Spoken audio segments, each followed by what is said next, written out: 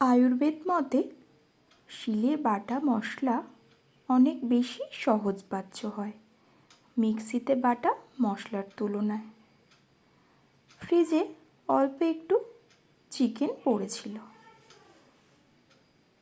সেটা দিয়েই আজ একটা চটজলদি রেসিপি বানিয়ে নেব। লবণ দিলাম, জিরে গুঁড়ো, ধনে গুঁড়ো, লঙ্কার গুঁড়ো আর দিয়ে দিলাম অল্প একটু গরম মশলার গুঁড়ো।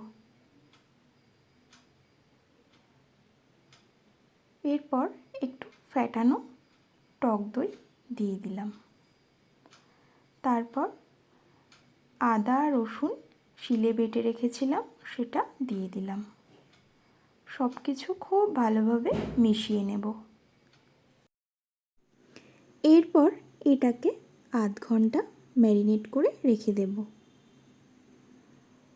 কড়াইতে তেল গরম হয়ে গেলে ওই ম্যারিনেট করা চিকেনগুলো একে একে দিয়ে দেব। যেহেতু দই দিয়ে ম্যারিনেট করা আছে তাই এটা খুব সফট হবে। এরপর 5 মিনিট এভাবে ঢাকা দিয়ে রান্না হতে দেব। 5 মিনিট পর ঢাকনা খুলে কয়েকটা কাঁচা লঙ্কা আর একটা মাঝারি মাপের পেঁয়াজ কুচি করে এর মধ্যে দিয়ে দেব।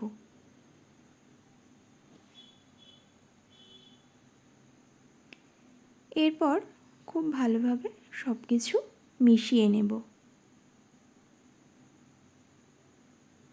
ভালোভাবে মিশিয়ে আরও 5 মিনিট এটাকে ঢাকা দিয়ে রান্না হতে দেব।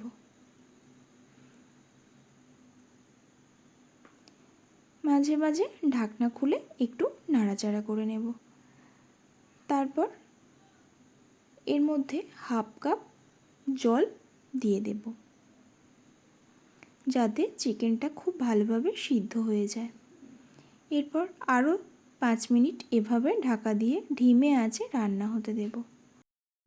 চিকেন সিদ্ধ হয়ে গেছে, এবার এটাকে নামিয়ে নেব। ওই তেলে আরও 2টো শুকনো লঙ্কা ভেজে নিয়েছি। এবার শুকনো লঙ্কা কাঁচা লঙ্কা যেগুলো তেলে ভেজে নিয়েছিলাম সেগুলো ভালোভাবে মেখে নিলাম। এবার চিকেনটাকেও হাত দিয়ে হালকা হাতে মেখে নেব।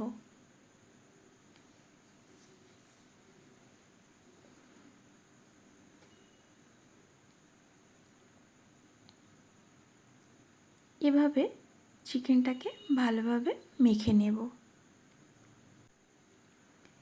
এরপর শিল নোড়াতে এটা ভালোভাবে বেটে নেব। একটু হালকা হাতে ধৈর্য ধরে একটু অল্প অল্প করে বাটলেই হয়ে যাবে, কারণ যেহেতু ওখানে একটু টক দই দিয়ে ম্যারিনেট করা ছিল, চিকেনটা এমনিতেই খুব সফট হয়ে আছে। তাই একবার জাস্ট এভাবে একটু শিল নোড়াতে বেটে নিলেই পুরো রেডি হয়ে যাবে।